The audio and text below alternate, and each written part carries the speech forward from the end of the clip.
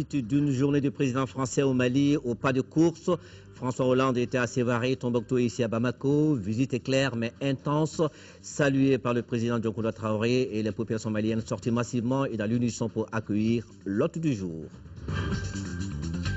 Et puis l'autre rendez-vous heureux de ce samedi, la victoire des Aigles du Mali qui se sont qualifiés pour les demi-finales de la CAN 2013 en battant les Bafana au tir au but 3-1.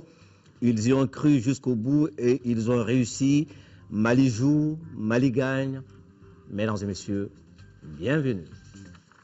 Et justement, nous ouvrons ce journal par le message de félicitations du président de la République suite à la qualification des Aigles aux demi-finales de la CAN 2013. Message ainsi libellé. Votre qualification méritée aux demi-finales de la CAN ce jour est aux dépens du pays organisateur que nous saluons pour la très bonne organisation de la compétition remplie de joie, tout le Mali, de Kidal à Sikasso et de Kai à Gao. Vous vous êtes surpassé au fil de l'épreuve, vous avez joué avec le cœur en portant haut les couleurs nationales. En mon nom et en celui du peuple, je vous félicite une fois de plus et vous souhaite d'autres victoires. Ici, nous sommes toutes et tous à vos côtés et vous avez nos bénédictions. Allez les Aigles et vive le Mali. Message de félicitations du président de la République, le professeur Dioncounda Traoré, après la victoire tout à l'heure des Aigles du Mali à la CAN 2013 qui se joue en Afrique du Sud.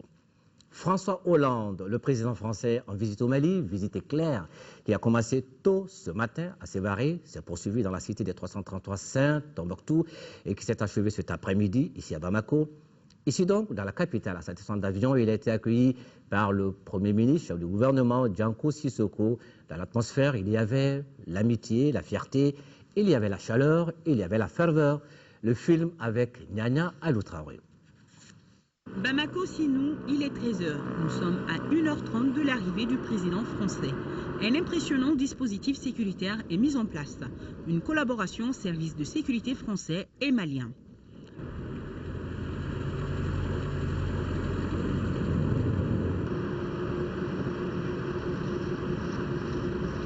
La presse nationale et internationale est fortement représentée à Sinou et les discussions vont bon train. Au moment où certains s'échangent les cartes de visite, d'autres discutent âprement de la situation actuelle au Mali. Question de passer le temps en attendant l'arrivée de l'avion. À 14h passées de 30 minutes, l'avion qui porte les deux présidents maliens et français atterrit sur le tarmac. Et c'est le Premier ministre Janko Sissoko qui accueille les arrivants.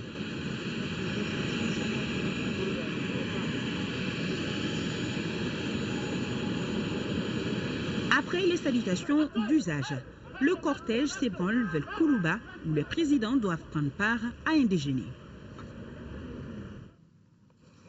Et voilà, donc François Hollande qui respecte donc à son arrivée à la mi-journée à Bamako toute la ferveur du Djatigui malien. Aussitôt après, le président français a été invité par son homologue malien, le professeur Dioncounda Traoré, au palais présidentiel de Kourouba à un buffet de travail, une occasion pour eux de revenir sur l'amitié et la coopération qui unissent le Mali et la France. Le constat est que les relations entre Paris et Bamako ont atteint un nouveau palier. Le reportage de Mahamadou Kone.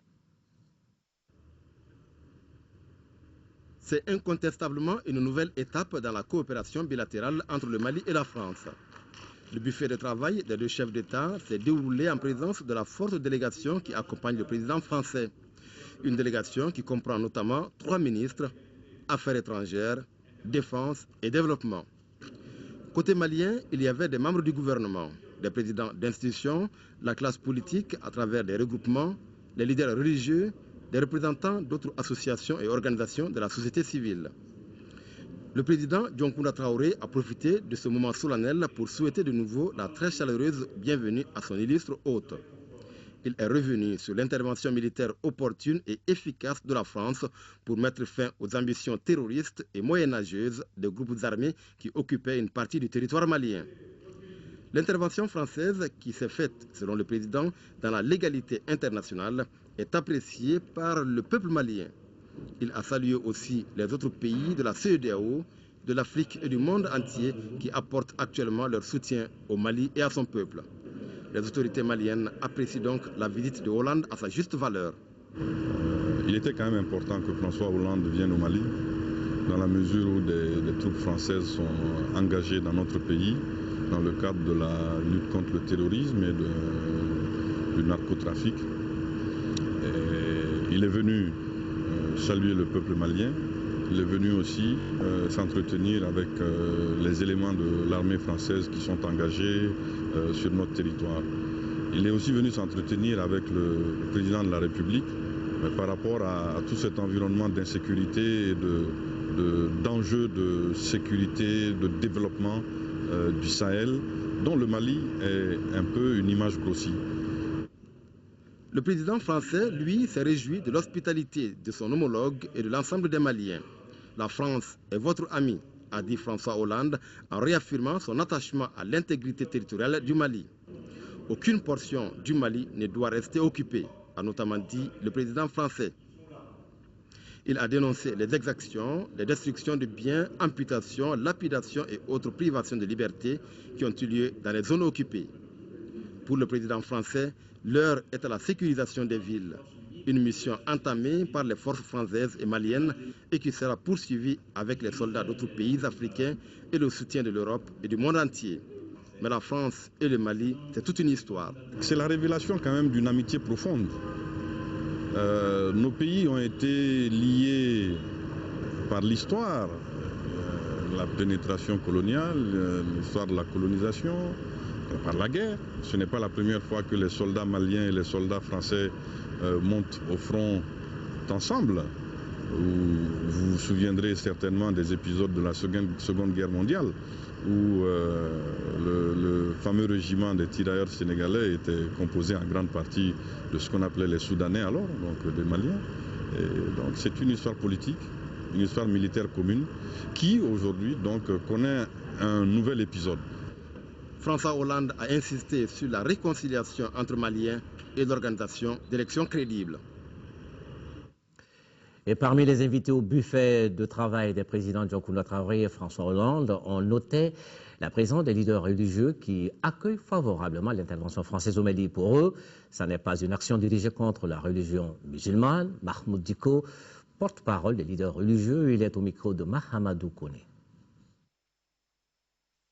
Le Mali était un peuple qui était en détresse et la France est venue à notre secours. Et je l'ai dit, je le répète encore, que cette guerre que le Mali mène n'est pas une guerre contre la religion. La France aussi. Donc notre guerre est une guerre pour nous libérer, pour avoir chassé des gens qui ont occupé illégalement notre territoire. Donc nous pensons que c'est une guerre légale, c'est une guerre légitime. Et bravo à la France et aux Français qui sont venus vraiment les premiers à notre secours. Cette visite est tellement symbolique, cette visite aujourd'hui dans des lieux saints comme Tombouctou et puis Sévaré, ensuite à Bamako ici. S'il y a quelque chose que ça doit démontrer, c'est surtout les liens, combien historiques qui unissent nos deux peuples. J'ai eu à le dire à l'ambassadeur de France quand je l'ai rencontré au début de la crise, et dit que la France ne doit pas et ne peut pas laisser tomber le Mali. Ce qui nous unit et ce qui nous lie est extrêmement fort. Nous sommes en train de parler en français. Ça veut dire que le français est un patrimoine aujourd'hui que nous partageons ensemble. Après Koulouba, direction place de l'Indépendance où se sont retrouvés les présidents français et maliens pour le dépôt de gerbes de fleurs à la mémoire des pionniers de l'indépendance du Mali. Comme vous l'avez suivi en direct sur notre chaîne cet après-midi, les Bamakois étaient sortis massivement, une fois encore, et dans l'Alliance populaire pour saluer celui qui, dans un élan de solidarité et d'amitié, est venu prêter main forte aux Maliens dans leur lutte contre les envahisseurs. Au cours de cette cérémonie, François Hollande et Dioncounda Traoré ont une fois encore magnifié l'amitié qui a toujours existé entre la France et le Mali. Voici quelques séquences de ce rendez-vous important avec Mahamadou Doumbia. Dans l'histoire de notre pays indépendant, jamais on n'aura vu une telle foule lors d'une cérémonie de dépôt de gerbes de fleurs et autant de vivas et d'acclamations réservées à un chef d'État, fût-il étranger.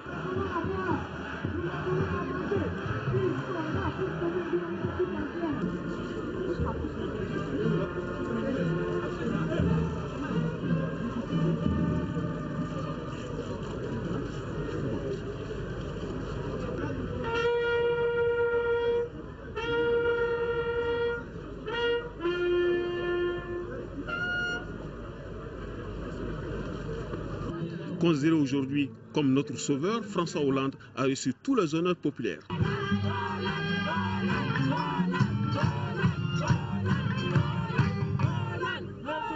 Après Tombouctou, nous voilà à Bamako,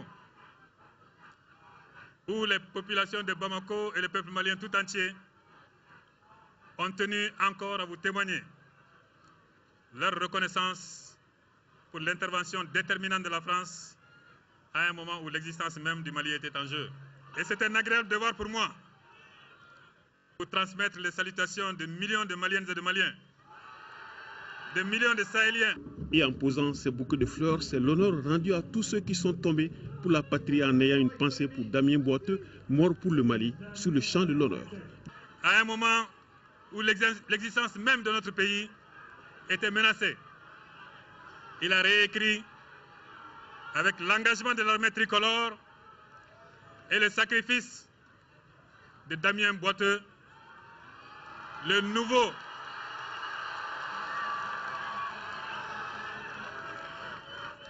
Tariq es-Soudan, 4 siècles après celui du pionnier Abdel Saadi. Pour François Hollande, la lutte contre le terrorisme et les narcotrafiquants n'est que justice rendue à un pays aussi menacé jusque dans son âme, dans sa chair, dans sa dignité. Ville après ville, village après village, les armées du Mali et de la France, appuyées par les pays de l'Afrique de l'Ouest, rendent enfin au Mali son unité, son intégrité et sa force. Oui, le terrorisme a été repoussé, il a été chassé, mais il n'a pas encore été vaincu. Je veux saluer devant vous le sacrifice des soldats maliens et je pense aussi au commandant Damien Boiteux, mort pour la liberté, et dont je m'honore de dire que ici, beaucoup de parents maliens ont appelé leur enfant Damien en souvenir du sacrifice qui fut le sien. Une phrase historique aura marqué le cœur et les esprits quand Hollande, au vu de l'accueil, a rappelé qu'il a vécu la journée la plus importante de sa vie politique de Tombouctou à Bamako. Cela aussi est une reconnaissance qui a tout son sens. À mon tour d'exprimer au peuple malien toute ma gratitude pour son accueil exceptionnel. Partout, les mêmes clameurs, la même ferveur pour dire vive la France et vive le Mali. Journée très intense pour le président français qui a débuté son séjour malien dans la région de Mopti, où son avion a atterri aux premières heures de la matinée à l'aéroport de Sévaré. Là-bas, il a été accueilli par le président Dioncounda Traoré, arrivé un peu plus tôt pour la circonstance. Les deux chefs d'État et leur délégation se sont rendus ensemble à Tombouctou, où les attendait une population qui respire à nouveau le vent de la délivrance. Voici le reportage de nos envoyés spéciaux, Thidier Camara et Ibrahim Traoré, qui ont fait le voyage à bord de l'appareil Hercule qui a transporté les présidents François Hollande et Dioncounda Traoré dans la cité des 333. 7h40 ce samedi à l'aéroport de Sévaré, l'avion du président français s'immobilise sur le tarmac. À l'accueil, le président de la République par intérim, Dioncounda Traoré. Les deux chefs d'État se retrouvent pour la première fois depuis le début de l'opération Serval.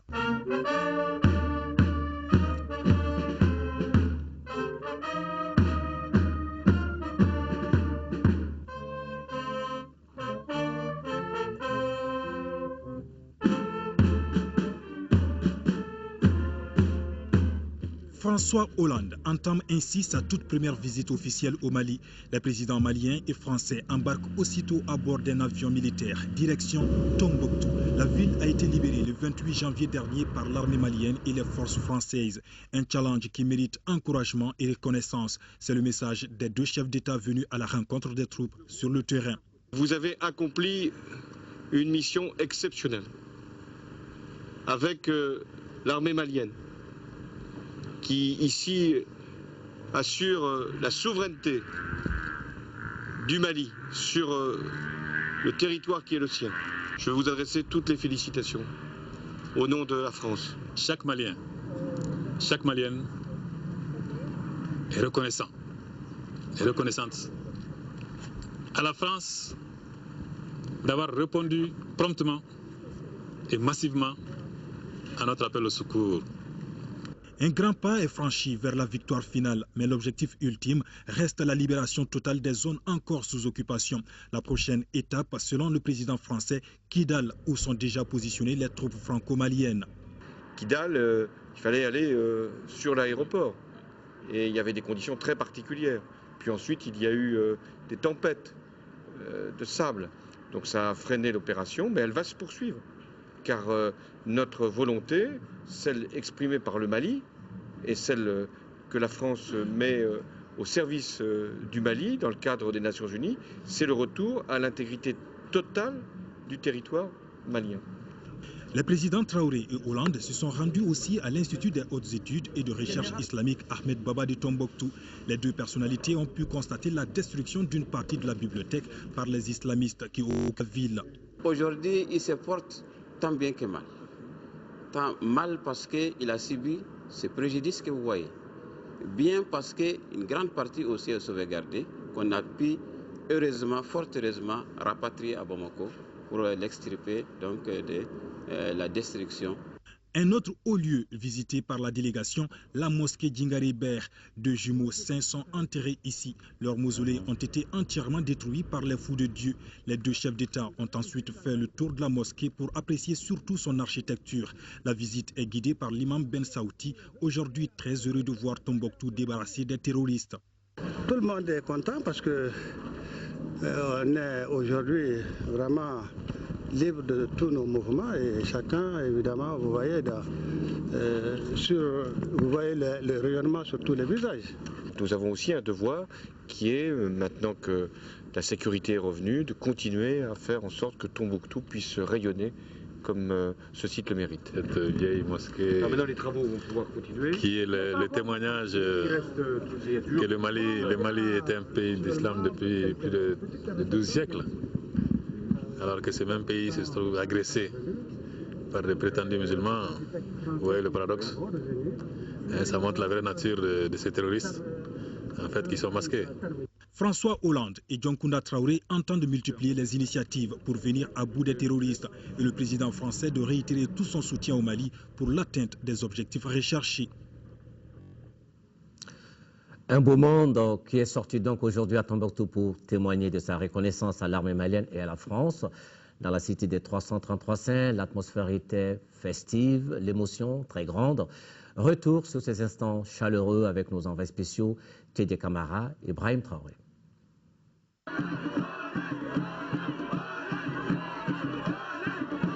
Une véritable marée humaine à la place Sankoré pour dire merci et souhaiter la bienvenue au président malien et français. Dioncounda Traoré et François Hollande sont restés en contact avec ce beau monde pendant une bonne demi-heure. Les populations de Tombouctou témoignent de leur reconnaissance à l'armée malienne et à la France.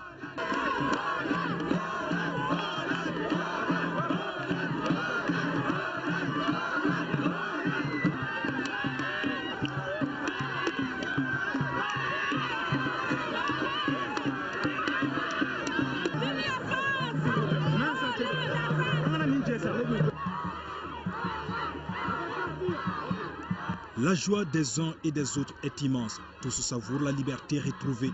Grâce à François Hollande et au président Dioncounda Traoré, nous voilà libres et on respire comme on est. On est libres, nos femmes sont libres, nos enfants sont libres. Aujourd'hui, on a toute la satisfaction du monde. Beaucoup d'émotions et beaucoup d'émotions et de fierté de la part du ministre de la Défense à l'égard de ces soldats qui sont venus libérer des populations qui ne seraient qu'à cela. Et la joie de vivre aujourd'hui est formidable. Je suis surtout fier de retrouver cette ville de Tombouctou dans cette situation. Bon, le chemin arraché. Oui, je retiens de belles choses à Tombouctou. Mais vous avez vu comme moi comment les choses se sont passées. Et je pense que de ce qu'on a vu, il faut tout retenir. Le moment est inoubliable et chargé d'émotions. Le héros du jour ne pouvait qu'être fier. Je voulais, en son nom, vous dire toute notre gratitude. Nous avons fait notre devoir et vous avez donné le bonheur d'être accueillis. Merci. C'est donc dans cette belle ambiance que s'est achevée cette visite de François Hollande et du président Dioncounda Traoré dans la cité des 333-5. Les populations entendent faire la fête ici jusqu'au petit matin. Ambiance très festive, l'État n'est pas passé par là. Le président français avait également rendez-vous avec le journaliste, c'était tout à l'heure, en début de soirée, à la résidence de l'ambassadeur de France, où il a donné une conférence de presse, entre autres, celle liée à la durée de l'opération militaire française au Mali. Nous faisons le point avec Nyanya Alou Traoré. C'était François Hollande rafraîchi qui est venu répondre aux multiples questions de la presse nationale et internationale. D'entrée de jeu, il a déterminé le but de sa visite est clair.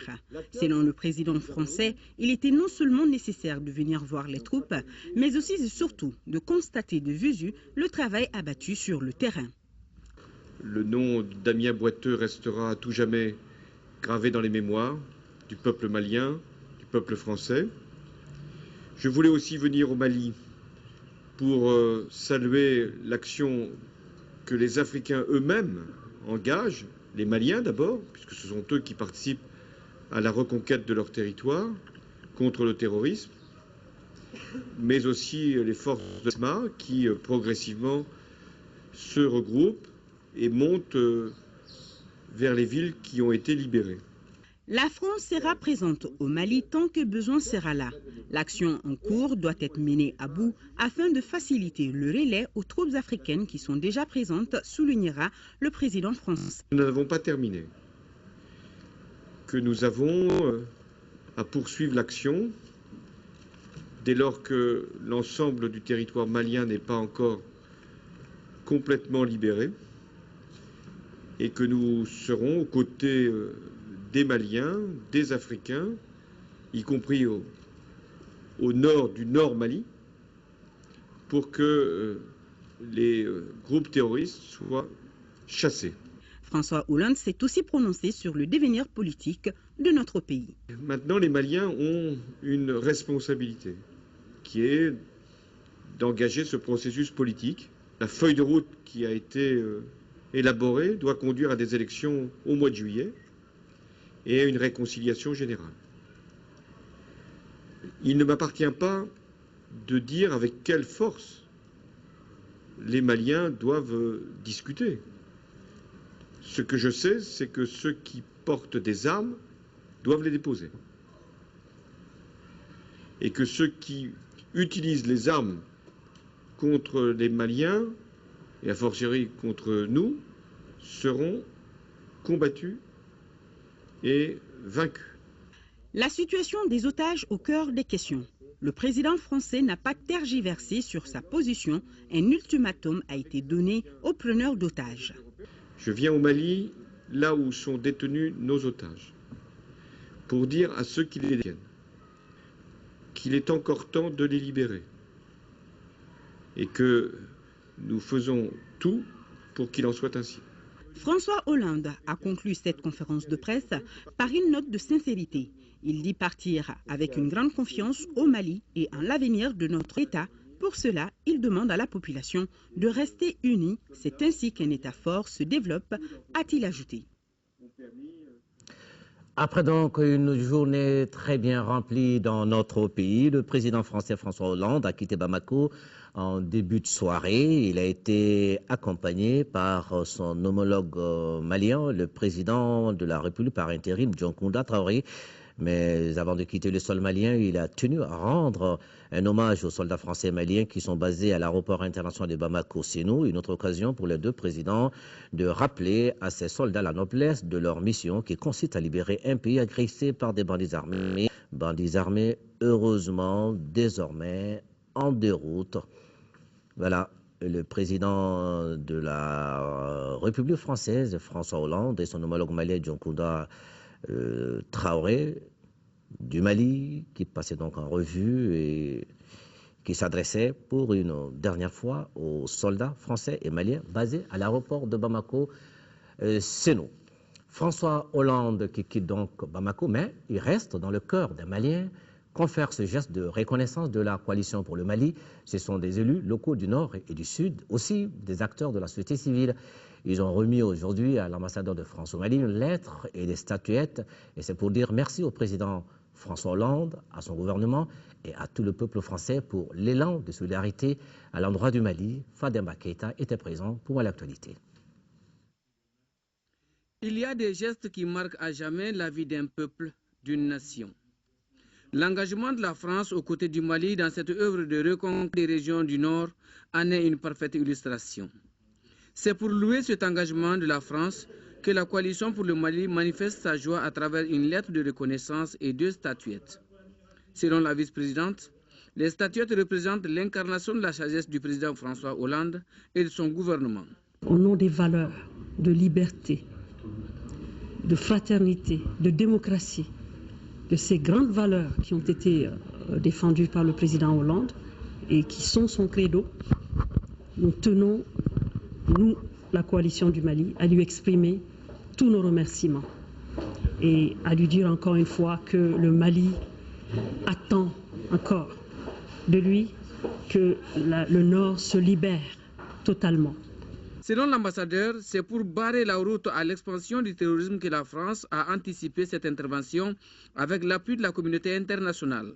La France attachée à l'unité du Mali et montrant bien que là on avait franchi une ligne rouge qui risquait d'être irrémédiable, a donc, je dirais, précipité les événements. Je crois qu'elle était effectivement la seule à pouvoir déployer dans l'urgence une force susceptible de stopper net l'avancée des terroristes. Il n'y aura pas de solution dans le Nord si toutes les populations du Nord ne sont pas associées à des discussions. Quant à la vice-présidente de la coalition pour le Mali, elle a rappelé que son association a toujours œuvré pour l'unité, la laïcité et l'intégrité territoriale du Mali tout entier. Aussi a-t-elle sollicité l'appui de la France pour une tournée de dialogue, de réconciliation entre les communautés sous contrôle de nos forces armées et de sécurité. Et nous rappelons que dans leur folie, les bandits armés, soi-disant défenseurs de l'islam, ont saccagé des monuments, manuscrits et plusieurs éléments du patrimoine culturel à Tombouctou. Et justement, dans la délégation du président français se trouvait la directrice de l'UNESCO, Madame Irina Bokova, qui a exprimé sa grande peine et sa désolation devant une telle destruction. Selon elle, il est de son devoir de venir au Mali pour montrer son soutien et aussi voir ce que l'UNESCO peut faire dans l'immédiat dans le cadre de la restauration de ces œuvres souvent classées patrimoine de l'humanité. Irina Bokova est au micro de Nyanya Aloutraoré. Je dois dire que Timbuktu et tout ce qui s'est passé là, c'est notre malheur à l'UNESCO. C'est un site de patrimoine mondial inscrit depuis déjà des décennies, des années. C'est une démonstration extraordinaire de la génie, je dirais, humaine. Ce sont des mausolées, des mosquées. Et après, bien sûr, ce sont des manuscrits. Les manuscrits qui datent d'une période, comme nous disons, l'âge d'or de la science, la philosophie. Piller, perdre tout ça, on ne peut pas le permettre. Notre message aujourd'hui, et pourquoi je suis venue ici en tant que directrice générale de l'UNESCO, c'est un message tout d'abord de soutien au peuple malien. Nous sommes très résolus de reconstruire ce patrimoine extraordinaire, les 11 mausolées qui ont été détruites. Qu'est-ce que l'UNESCO va faire pour la restauration dans l'immédiat? Tout d'abord, je vais envoyer une mission des experts. Il faut que les experts disent leurs mots. Il faut qu'ils les voient, ils les analysent et donnent, je dirais, la mesure nécessaire de restaurer ces manuscrits.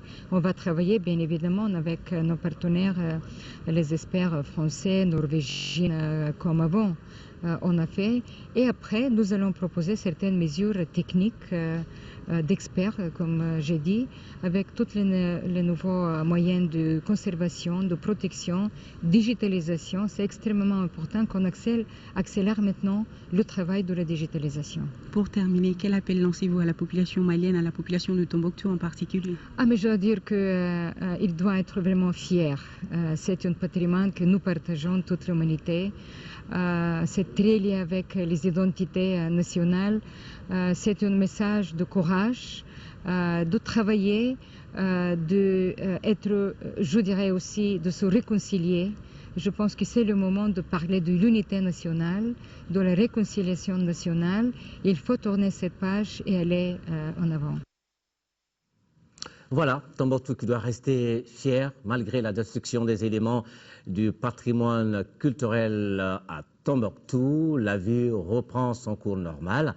La bonne nouvelle dans la cité des 333 saints est que les élèves reprennent le chemin de l'école dans la quiétude. Reprise effective des cours depuis hier vendredi. Correspondance Yaya Tandina. Fermées depuis 10 mois, les écoles de la région de Tombouctou ont démarré les cours ce jour 1er février à Tombouctou. L'établissement Maman Fondogoumon a servi de cadre pour les autorités administratives, politiques et scolaires pour la cérémonie d'ouverture officielle des classes dans la région. Pour la directrice de l'école, l'émotion était grande. Je ne sais même plus ce qu'il faut dire parce que je suis très contente. Je suis très heureuse. Vraiment, je me sens même au paradis aujourd'hui. Élèves et maîtres ont certes répondu avec des moyens didactiques de bord. Une marée humaine a pris d'assaut la cour de l'établissement comme pour exprimer toute sa joie aux autorités régionales qui ont fait le déplacement. L'éducation fait partie des structures de base des premières lignes. Alors c'est un grand pas vers la paix, un grand pas vers la stabilité, en un mot, un grand pas vers l'espérance. Donc l'école, c'est la base, c'est la pépinière. Et si nous arrivons à réunir ces enfants qui viennent sans peur ni pression, alors là, on ne peut qu'être heureux. Donc, le sentiment qui m'anime, c'est un sentiment de bonheur, un sentiment de fierté, un sentiment de reconnaissance à la France. Avec l'hymne de la France, liberté, égalité, fraternité, et qu'on revient au Mali avec un peuple, un but, une foi, ça s'accorde bien. Tout à fait. L'opération Serval qui porte ses fruits et donne des résultats tangibles en si peu de temps.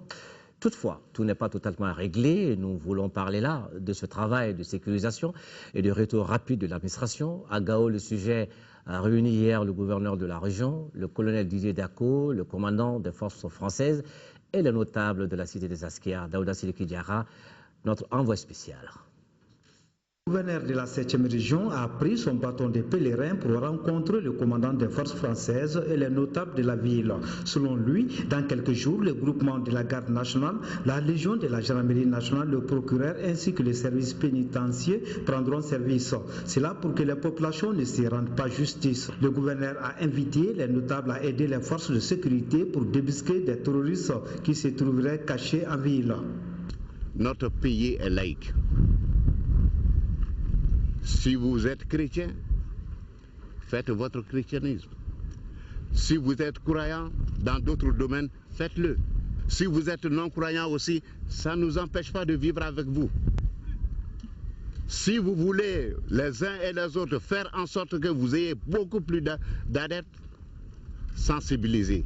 Il faut convaincre, mais pas les gestes et les faits que nous avons vus ici, dans notre capitale régionale. Et je suis sûr et certain que l'ensemble de la population, l'ensemble des autorités politiques, l'administration, les services techniques, tout le monde, nous allons converger en synergie d'action, faire en sorte que Gao soit beaucoup plus prospère. Les traces des islamistes sont encore visibles dans la ville. Les autorités administratives, militaires et municipales ont décidé de les faire disparaître. Et le ton a été donné ce matin au rond-point sur la route d'Ansongo en effaçant les slogans des islamistes sur les panneaux. Après, la délégation du gouverneur a fait le tour de la ville. Constat alarmant, toutes les infrastructures publiques ont été saccagées par ces terroristes. Les notables ont offert des bébés aux armées se trouvant en place. Gao qui a donc bientôt retrouvé ses couleurs et senteurs en deuxième région avec le déploiement des troupes maliennes et l'arrivée du contingent nigérian. Les communautés sont de plus en plus rassurées sur place. La mobilisation est générale aussi bien au niveau local que régional. Seydou Traoré. Les communautés de la deuxième région notamment celles des secteurs sensibles de Nara et Banamba, sont de plus en plus rassurés quant à leur sécurité. En effet, d'importantes forces maliennes et africaines du Nigeria sont positionnées dans ces secteurs. À Banamba, le contingent du Nigeria vient de recevoir la visite du haut commandement conduit par le chef d'état-major général des armées du Nigeria, amiral Ola Sad Ibrahim. C'est pour faire face à d'éventuels djihadistes en débandade suite à la libération progressive du Nord. Je suis vraiment très content de leur arrivée, puisque la situation sécuritaire que nous vivons aujourd'hui et tout ce que nous avons eu à un moment donné par rapport aux rumeurs concernant Banamba, s'il y a des gens qui sont arrivés pour renforcer encore le renfort qu'on avait, ça ne fait que nous faire vraiment plaisir. On a déjà fait des communiqués, passer des communiqués au niveau des radios locales, au niveau des chefferies, pour expliquer que nos amis qui sont venus, c'est pour nous aider. Ce ne sont pas nos ennemis, ce sont nos frères qui sont venus. Aujourd'hui, ils sont maliens comme nous, pour nous soulager dans la sécurité bien recherchée par tout le monde. Pour les autorités administratives et militaires, la situation reste calme. Toutefois, ils invitent les communautés à rester vigilants et à apporter leur soutien. Koulikoro est aujourd'hui suffisamment sécurisé, tant par nos forces que par les étrangers qui sont venus nous appuyer. En l'occurrence, le contingent nigérian qui est déjà en place au niveau de Banamba, ne serait-ce que partiellement. Les autorités locales sont là pour servir d'interface entre les militaires et les populations. Ça, c'est leur rôle. Cette interface, nous allons le jouer pleinement pour que les uns et les autres puissent jouer leur rôle, que les militaires qui sont là à proximité de Banamba puissent l'être, mais qu'ils puissent vivre en symbiose avec la population civile, parce que c'est de là qu'elle tire ce contingent tire sa subsistance. Dans la région de Koulikoro, les gens sont unanimes que toutes les communautés, Maures, Tamashek, Soraï et Arabes, ne sont pas des terroristes. J'attire l'attention de la population du Nord de ne pas réagir en vengeance. Donc de laisser vraiment l'armée continuer si toutefois on veut gagner cette bataille. Pour l'instant, la situation reste calme en deuxième région et toutes les dispositions sont prises pour assurer la quiétude et la sécurité. Il n'y a aucune preuve d'exaction commise par l'armée malienne à la date d'aujourd'hui. Ce sont les propos des responsables de défense des droits de l'homme au Mali qui répondent ainsi aux informations données sur certains médias étrangers. La CNDH, la MDH et l'UIDH ont rencontré la presse hier à l'initiative de la Commission nationale des droits de l'homme. Toutefois, les responsables de ces organisations saluent l'intervention de la France aux côtés des forces africaines pour la reconquête des régions occupées. Mohamed Diarra. Les organisations nationales de défense des droits de l'homme décident de monter au créneau pour dénoncer ce qu'elles appellent des accusations. Elles se disent sûres que ces exactions ne sont pas fondées. Il s'agit d'informations relatives à d'éventuelles accusations d'exaction dont font état certains médias étrangers et autres organisations internationales de défense des droits de l'homme. Nous avons des membres dans ces localités-là. L'Association malienne des droits de l'homme a des membres dans ces localités qui disent qu'il n'y a pas eu d'exaction commise par les militaires. Et de l'autre côté, on crie sur tous les toits que les militaires ont commis des exactions. Nous-mêmes, nous n'avons pas la preuve. En tout cas, au niveau de la Commission nationale des droits de l'homme, nous n'avons pas la preuve parce que nos sources nous ont contesté ces exactions-là. L'association malienne des droits de l'homme signe et persiste. Il n'y a pas eu d'exactions commises par les militaires maliens sur les théâtres d'opération. Date d'aujourd'hui, nous pouvons vous dire sans ambages qu'il n'y a aucune preuve d'exaction contre l'armée malienne. Nous, les investigations qu'on est en train de faire ne nous ont pas conduits à l'armée malienne pour le moment. Personne n'a la preuve de ce qu'on affirme aujourd'hui. Même Amnesty International n'a pas la preuve. Pour Maître Brahima Koné, les organisations internationales de défense des droits de l'homme sont allées très vite en besogne. Et le président de l'Union interafricaine des droits de l'homme d'ajouter que cette campagne d'intoxication a pour but de saper le moral des troupes maliennes. Nous ne pouvons pas fermer les yeux, en tout cas sur cette démarche mal intentionnée en période de guerre. Il est difficile d'avoir facilement les informations. Donc dans cette confusion, une organisation crédible ne se permet pas de faire des accusations gratuites. Les organisations internationales des droits de l'homme disent soutenir l'armée malienne et les troupes étrangères qui accompagnent celle-ci, et cela en toute responsabilité. Voilà, la CNDH, l'AMDH et l'UIDH qui tiennent donc à préciser que suite aux investigations qu'elles ont menées au nord du Mali, elles n'ont pu avoir la preuve de ces exactions et ne sauraient en conséquence les cautionner. Les contributions à l'effort de guerre se poursuivent. 5 entreprises se sont mobilisées hier en faveur de nos forces armées et de sécurité. Elles ont remis 13 millions de francs CFA au ministre de l'économie, des finances et du budget. Il s'agit de SITAC, EDD, EOCA et l'autorité du développement intégré de la région du Liptako-Gourma. Fatoumata connaît reportage. 12 millions de francs CFA, c'est la somme remise par 4 entreprises de BTP au ministre de l'économie, des finances et du budget comme aide à l'armée malienne. Il s'agit de SITAC, EAD, EJK et Auteur SA. Ces sociétés l'ont collecté en guise de contribution à l'effort de guerre. C'est notre contribution à l'effort de guerre, et c'est 4 entreprises nationales. Nous avons estimé que nous pouvons faire une première contribution de ce montant et nous avons vraiment énormément plaisir à venir vous le rendre. Quand nous recevons 10 milliards, c'est la même chose que quand nous recevons 10 000 francs. Mais il est très important pour nous que le charge montre beaucoup moins important que le principe. Voilà, c'est de savoir que l'appel du président a été entendu et puis que les citoyens du Mali, les citoyens de la sous-région, les citoyens de l'Afrique sont mobilisés derrière le Mali. Après ces entreprises, c'est au tour de la mutuelle des agences de l'autorité de développement intégré de la région du Liptako-Gourma d'apporter sa contribution à l'effort de guerre. Elle a remis 1 million de francs CFA en espèces et des médicaments au ministre de l'économie, des finances et du budget. Le Mali qui retrouve son intégrité et qui gagne sa guerre contre les envahisseurs regarde maintenant du côté des prochaines échéances électorales. Déjà ici à Bamako, les autorités du district se mettent dans la mouvance. C'est ainsi que le nouveau gouverneur de la capitale a invité l'ensemble des élus dans les 6 communes à s'engager dans les préparatifs des prochaines élections. Moïse Traoré. Les maires du district de Bamako sont invités à l'anticipation.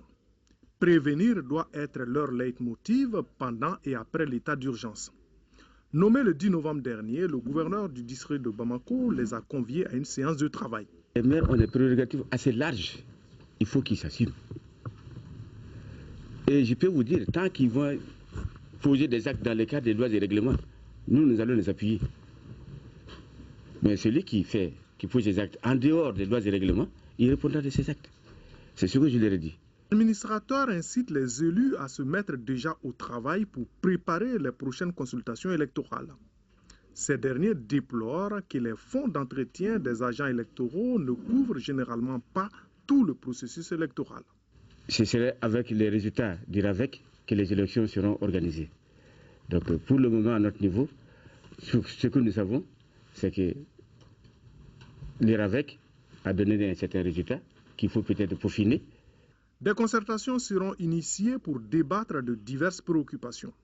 Il s'agit par exemple de l'incivisme des populations, de la question de l'assainissement et de la problématique du foncier.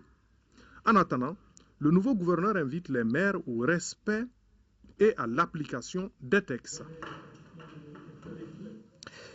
Le ministre des Maliens de l'extérieur et de l'intégration africaine, Maître Demba Traoré, a quitté Bamako ce matin pour Rome, dans la capitale italienne. Maître Demba Traoré s'entretiendra avec nos compatriotes vivant dans ce pays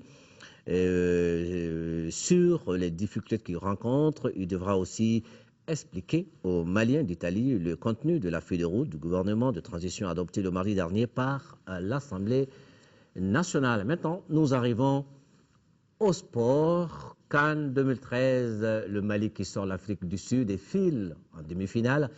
Pays organisateur de cette CAN, l'Afrique du Sud n'ira pas jusqu'au bout de sa compétition après sa défaite en quart de finale donc ce samedi face au Mali à l'issue de la séance de tirs au but 1-1 au temps réglementaire et 3 tirs à 1. Les Maliens donc offrent ici une grosse bouffée d'oxygène à tout le peuple malien. Le gagnant s'est lui aussi qualifié pour le dernier carré après son succès 2 buts à 0 face au Cap-Vert. Les 2 derniers quarts de finale opposeront Ce dimanche, donc demain, le Nigeria, la Côte d'Ivoire, à 15h et le Burkina Faso au Togo à 18h30. C'est la Gatou Cissé, les résumés de la rencontre. Jusqu'au bout de la nuit, ce face-à-face Bafana d'Afrique du Sud, Aigles du Mali, a tenu le rythme. Les Aigles du Mali, bouffés dans le jeu, laissent les espaces. Tokelo Anthony Ranti ouvre le score à la 30e minute. Le capitaine Seydou Keita égalise d'une tête piquée à la 58e minute. Patrice Carteron, le sélectionneur des Aigles, chavire de bonheur. Tandis que son homologue Gordon Huguesund est rouge de colère. Les prolongations et les tirs au but sont pénibles. Le Mali s'impose finalement 3 tirs contre 1. C'est tout le peuple qui jubile dans la communion pour célébrer ces dignes ambassadeurs. Les Aigles sont toujours en course pour la conquête du trophée. Le rêve est permis. Battez-vous comme des soldats en guerre. Le Mali reste debout. Il y a 11 ans, ces deux équipes s'étaient affrontées en quart de finale à Caille au stade Abdoulaye Makoro Sissoko. Victoire des Aigles 2-0. 11 ans après, les 3 mousquetaires, Seydou Keita, Fousseini Diawara et Adama Koulibaly Police pensent et repensent les instants inoubliables de ce match. 11 ans après, sur le sol sud-africain, la roue de l'histoire n'a pas changé. Les vœux du défenseur ghanéen John Pensil ont été exaucés. Les Black Stars sont qualifiés sans forcer pour les demi-finales de la CAN, la 4e. Invité surprise de ces quarts de finale vient d'être écourté. Les requins bleus du Cap-Vert ont résisté avant de craquer en seconde période. 52e minute. Carlitos, pris de vitesse, fauche Asama Jean. Moubarak Wakassou transforme le pénalty. Le Cap-Vert a beau tenter en vain. Le coup de massue arriva en toute fin de match. Moubarak Wakassou marque le 2e but des Black Stars du Ghana, presque dans les buts vides. Il rejoint dans la foulée le Burkinabé Alain Traoré en tête du classement des buteurs avec 3 réalisations. Les requins bleus du Cap-Vert n'ont pas démérité et personne n'avait parié sur leur parcours. L'apprentissage a été plein d'enseignements. Il y aura le lendemain meilleur pour cette équipe.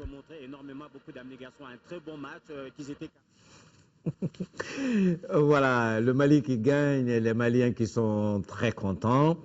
Voyons maintenant dans les rues de Bamako l'ambiance, la deuxième donc aujourd'hui, après celle de l'arrivée du président français dans notre pays. Voici donc l'ambiance après le match Mali-Afrique du Sud dans les rues de Bamako.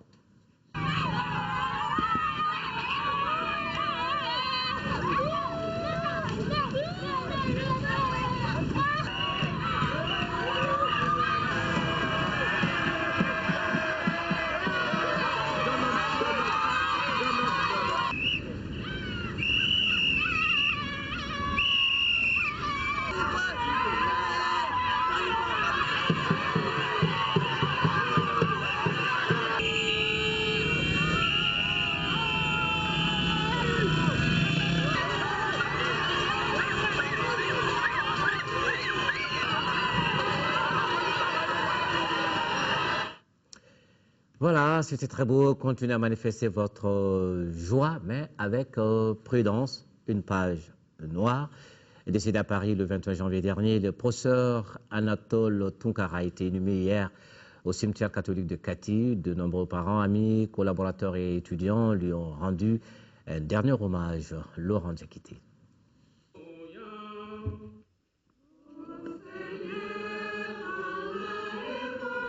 De nombreux parents, amis, collaborateurs et étudiants ont assisté à la célébration du sacrifice de la mort du professeur Anatole Tunkara, né en 1951 à Kita. En effet, après de brillantes études primaires, secondaires et universitaires, Anatole devient successivement médecin, puis enseignant, chercheur et doyen de la faculté de médecine, de pharmacie et d'odontostomatologie FMPOS. Rongé par la maladie, mais serein devant la mort, Anatole Tunkara s'est éteint en France le 21 janvier 2013. Des témoignages poignants et émouvants ont été faits en faveur du défunt Anatole. Tu m'as appris le sens de la modestie, de l'honneur et de la dignité. Tu m'as montré la valeur de la propriété du corps et de l'âme. La mort vous emporte dans un dernier voyage, un voyage sans retour. mais elle n'emportera que votre corps. Votre âme immortelle restera au firmament de l'édifice que vous nous avez laissé dans ce monde. Je suis vraiment très ému dans cette assemblée de Dieu, comme tout le monde, et je ne pourrais pas trouver tous les mots qu'il faut pour exprimer tous les superlatifs, parce que j'ai l'impression que tous les superlatifs à propos du professeur Tunkara n'ont pas été épuisés. Et moi, je ne saurais le faire. Donc, ce que je peux dire, c'est que la famille Tunkara reçoive nos condoléances les plus émues et que la terre lui soit légère.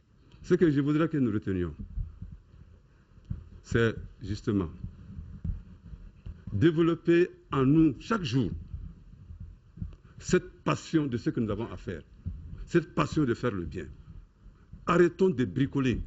Les jeunes, arrêtons de bricoler. Arrêtons de zapper avec le travail. L'Afrique a besoin de vous, le monde a besoin de vous, le Mali a besoin de vous. Entré avec le Christ dans le sommeil de la mort, Anatole Tunkara repose désormais au cimetière catholique de Kati, laissant derrière lui une veuve et 9 enfants. Dort en paix, professeur. L'info continue sur le www.ortm.ml. Vous y trouverez notamment l'édition spéciale que nous avons consacrée aujourd'hui à la visite de François Hollande au Mali.